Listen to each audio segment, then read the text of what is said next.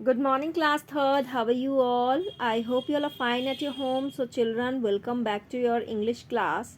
And today we are going to start new chapter, chapter number 13 from your English text, Royal Servant.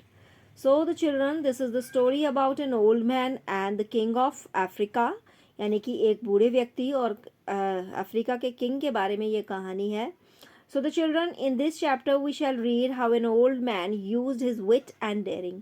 तो इस chapter में हम पढ़ेंगे कि किस तरीके से एक ओल्ड मैन ने, एक बूढ़े व्यक्ति ने अपनी बुद्धिमानी और अपनी हिम्मत से काम लिया, कि किस तरीके से उसने एक राजा को ये सोचने पर मजबूर किया कि ये जो पूरी दुनिया है वो किसी की भी गुलाम नहीं है, वो हम यहाँ पर एक दूसरे के सर्वेंट हैं. कोई यहाँ पर किसी का मालिक नहीं है और कोई किसी का नौकर नहीं है. सारी लोगों को एक दूसरे की ज़रूरत होती है, तो उस तरीके से सभी लोग एक दूसरे के क्या है, सर्वेंट है. So now let's start the chapter.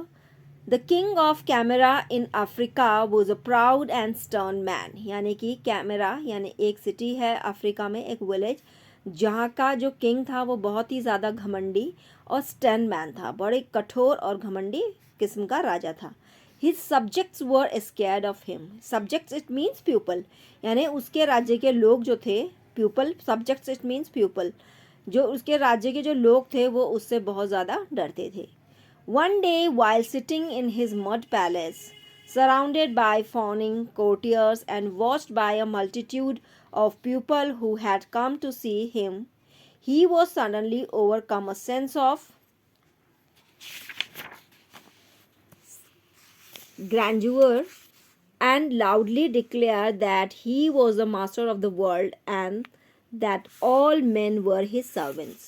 तो एक बार क्या हुआ कि वो अपने ही राज्य में, जब एक दिन वो अपने मड पैलेस में यानी अपने मिट्टी के महल में वो बैठा हुआ था और सराउंडेड बाय फॉनिंग कोर्टियर्स, यानी कि ऐसे लोग जो कि बहुत ज़्यादा चापलूस लोगों से की भीड़ में वो घिरा हुआ था, और ऐसे लोग जो कि उसको देखने के लिए वहाँ पर आए हुए थे, ऐसे लोगों की भीड़ में वो घिरा हुआ था.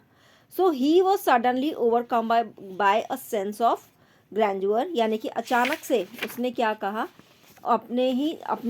अपने पे काबू ना पाते हुए अचानक से उसने बहुत ही शान से ये डिक्लेयर किया, कि बहुत ही लाउडली वे में उसने ये डिक्लेयर किया कि he was the master of the world and that all man were his servant.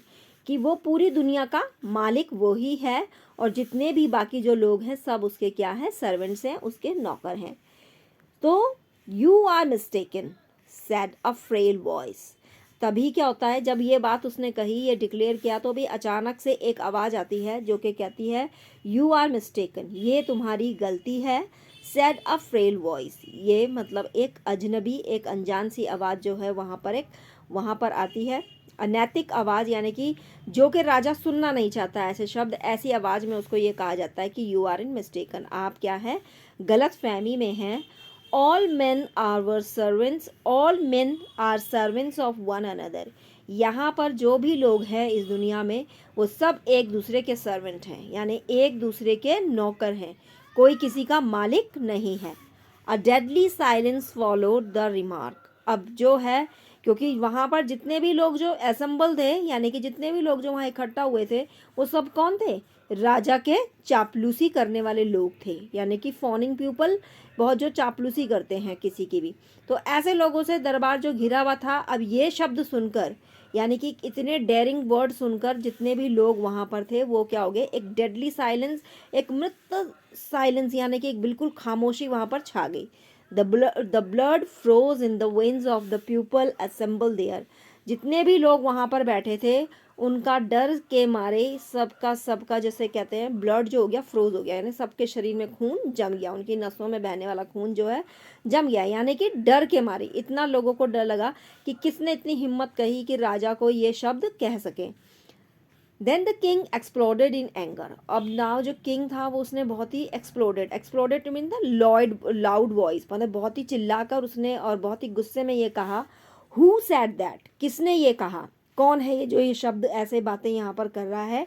He demanded, उसने वो ऐसे उस व्यक्ति को वो देखना चाहता था। He demanded rising from the royal stool, यानी कि अपने शाही तख्त से उठकर उसने बहुत ही ज़ोर से ये कहा कि वो कौन है जिसने ये शब्द कहे हैं, वो मेरे सामने आए।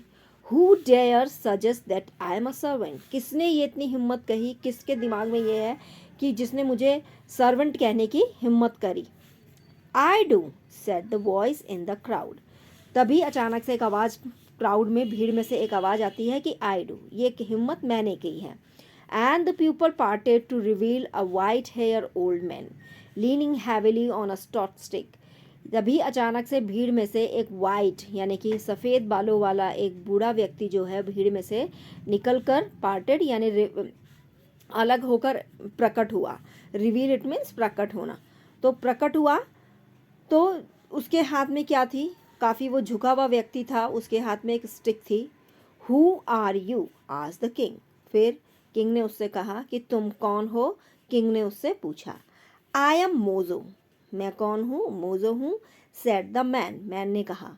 We have no water in our village, हमारे गांव में जो है पानी नहीं है।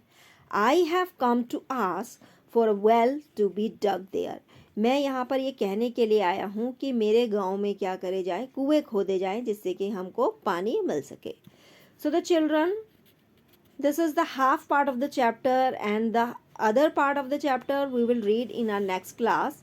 So till you have to read this chapter till here, आपको यहाँ तक ये चैप्टर जो है पढ़ना है।